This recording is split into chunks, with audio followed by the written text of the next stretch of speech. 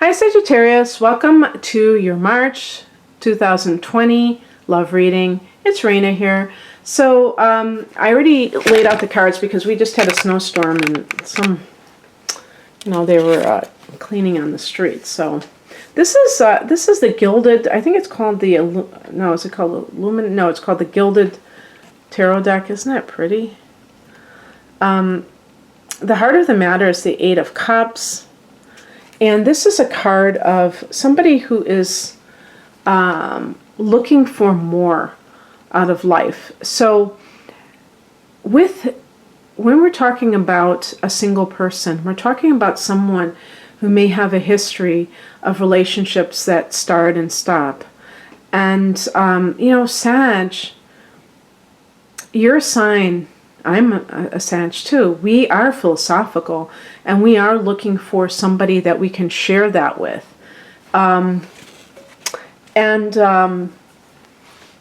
It's not always possible. Sometimes we're at different levels. Some people are interested in other things, and perhaps you didn't think it mattered that much, and now it's very much that you want to be on the same page with somebody. Perhaps you're involved with somebody who's a water sign, if you're involved in a relationship, or you're interested in somebody who's a water sign. But there's that element with the Eight of Cups of leaving what no longer serves you. Maybe you're on your own spiritual journey. If you're coupled, and this could be like a dissatisfaction, but perhaps the other person is perfectly fine. It's just that you feel something inside of you that is not quite being allowed to express. And again, it could be coming from your own desire for something more. And it's on the emotional or spiritual level. In the past position, we have the Empress. So this is a card that's associated with love. Oh, I love how it does that with the light. This is associated with love. This is associated with... Okay, train. That's a commuter train, so it's going to be going bye-bye pretty soon. The good old Metro of Chicago. But any case, the Empress also can be the Earth Mother. I'm thinking of Sag as the Earth Mother. But the mother archetype in general. Maybe this is something where you have been having a lot of fun in relationships, but now you're ready to settle down. And so you're looking for somebody that you feel is that kind of co-parent material. Somebody that you really can build a family with. If you're someone that's not interested in having children, or you're at a different stage of life, the Empress is about creativity. And if you are artistic in any way and you have had relationships with people that don't understand that, I definitely believe, as somebody who is creative, that it's so wonderful when you have a fellow, when you have a companion in life who is also very creative. The higher message is the Hangman, and this is like being in suspension, but it can also be as advice, as spiritual advice, surrender, which is not giving up, but it is allowing, the art of allowing. I think that's a term that is used in law of attraction, but it's about not, holding tightly to anything, whether it's a person or an idea. Like if you are looking for love and let's say you're 29 years old and you're a Sag and you're like, oh my God, and maybe you're going through your first Saturn return and you're like, oh my God, and you're just like, you're going to all these baby showers and you're, going to all these weddings, and you're wearing all these tacky bridesmaids gowns and all this stuff, and you're like, when is it going to be my turn? Or Sagittarians, I always think, why do I, as being a Sagittarian, why do I talk about marriage so much when I'm not married? I'm living with somebody and I don't want to be married and I don't have kids? Why do I talk about these traditional things? Well, first of all, because most people do them. I'm a little bit outside of that average. And also, I think, just based on my astrological makeup, there are elements that, so I have a lot of earth in my chart, so personal planets. So whatever that means to you, it doesn't have to be the, white picket fence, but your version of settling down or something like that. And yes, of course, we have these different thresholds or turning points in life, or what they call milestones, different ages, and it can feel sometimes like life is slipping away from you, or time is, I should say, and you can't, and if you want something that you can't have it, but you remember that things can come in a second. The love of your life can come when you least expect it. So you do have to be very, I feel like you have, it's like kind of like a dance between being proactive in a logical way of like really going after going after this area of life, devoting enough time to it, but also, looking in the right places, and also letting go and letting God. And that's what this card represents. I just thought when I was saying that, this is I don't want to say this is a shameless plug, but this is really something that I explore. I have an ebook called Manifest Your Soulmate, and it's on my website, rainamoonastrology.com. I thought of that because in certain instances, it really applies, and this is something that I discuss in there. So it's all about letting go of that need, like the law of attraction, because that's what I talk about in the book. But also another thing too is that the hangman can indicate like this period of this in-between period. And if you're going through some kind of a spiritual growth period, you may feel like even if you're in a relationship and you're beginning to see that it's not really for you, and this is kind of like what in Eat, Love, Pray, that was like kind of the premise of the book, is that she was going through this period of like she was crying every night, and it was such a dramatic way to begin the book, because it was like the dark night of the soul, but she was with a person who was a good person, and that's what made her cry, because she didn't want to hurt him. She didn't want to hurt him, but she knew that it wasn't the right relationship. Even though it looked good on the surface, she was playing her part in that, the Instagram relationship. I'm just saying that term like fake, but she, he wanted to start having kids, and that's when she knew, I can't do this, because then it would be taking it to the next level. So,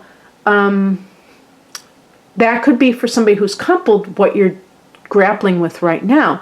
Well, this can be like a in-between period where you're not taking action, you're kind of assessing things, but you're also allowing the universe to do its magic. In this year, we're going to start to have eclipses in Sag, and the first one is actually a lunar eclipse in Sagittarius. So it will be the first house for Sag for solar Sages. It'll be your first house. For natal Sages, they'll be different, depending on what your rising sign is. But this means change.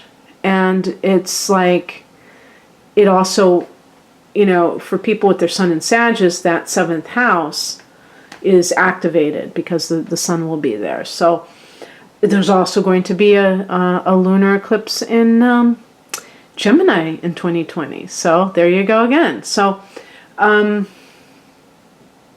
a solar eclipse in Sag, all in 2020. So we're going to start to see this. All of those of us who are Sag, we're going to see a lot of change in life in general. So be prepared for that. And that could also be insights with the lunar eclipses. What crosses you is the Eight of Wands, so this can be this feeling of things are at a standstill. And that's okay. That's what I'm saying with the Hangman. It's the same thing. And it's interesting, too, because the Hangman is connected to Neptune and therefore Pisces. And we're having this Mercury retrograde right now in Pisces. So, but this is, I'm not suggesting that this is just from some Mercury retrograde. I think in general that the forward movement is not happening because you're doing internal work. And so even if you're single, this Eight of Cups, this kind of soul searching, or, whatever you want to call it, is occurring. And therefore, when you reach a certain insight, I think everything will, the Eight of Wands is like everything just happening at once, because it's like this block is lifted, and it's just like an energetic block that lifts when you kind of realize something. And it might not even be like this aha moment. It might be very subtle. I notice this happening with me a lot, where I will have like this lull in the action, and then all of a sudden it's like rock and roll. And it happens like periodically, and sometimes it drives me crazy, because I'm thinking, why is why is everything just slowing down so much? And I'm sure now that it has something to do with the universe wanting us to take a breather and to really kind of like soak in all of the experiences that we've had thus far. What's coming in is represented by the Strength card, and this can go either way. This can either be, strengthening your self-esteem to the point of being able to really build up your confidence in, for instance, if you're single, one of the things I think is very, very important is confidence, so that you do not allow yourself to lower your standards when you're meeting a person, and not just hold out for somebody who is much more compatible to you. So another thing is the Strength card is something that is very much about, it's connected to the sign of Leo. And so perhaps that's a person, Sag and Leo. Wow, that would be a great combination. So that could be somebody that comes into your life. We just had a full moon in Leo at the beginning of February. So perhaps for Sag, this is like a trine relationship, or full moon, and that could attract something very easily to you. So if you've met anybody recently and it's not necessarily a done deal, give it time. You never know if it's going to lead to something more. But in general, the Strength card is good for your own sense of self. And that is always good when it comes to relationships. And the outcome is the Knight of Pentacles. This, to me, in relationships indicates somebody that comes into your life. Now, if these two cards are connected, it could be somebody with fire and earth. Somebody who is both dynamic and dependable. Knight of Pentacles is somebody you can rely on. And I get this feeling that some of you may have dealt with someone who is more kind of like fly-by-night. That's the best way to put it. Interestingly, the Empress is connected to Taurus. And so is the Knight of Pentacles. So I don't know if you've met a Taurus person. And maybe we're not sure if they were going to come back into your life. Well, maybe you will. Maybe you met them at a party or something and you reconnect with them. So that is something that you may be shooting for and definitely can attract. But you do have to have the self-love and the confidence which is kind of the same thing in a way, to be able to hold out for such a person. Okay, that's what I have for you, Sag. I hope that you enjoyed this. If you'd like a private love reading or any other type of reading, please check in the description box below. Take care. Bye.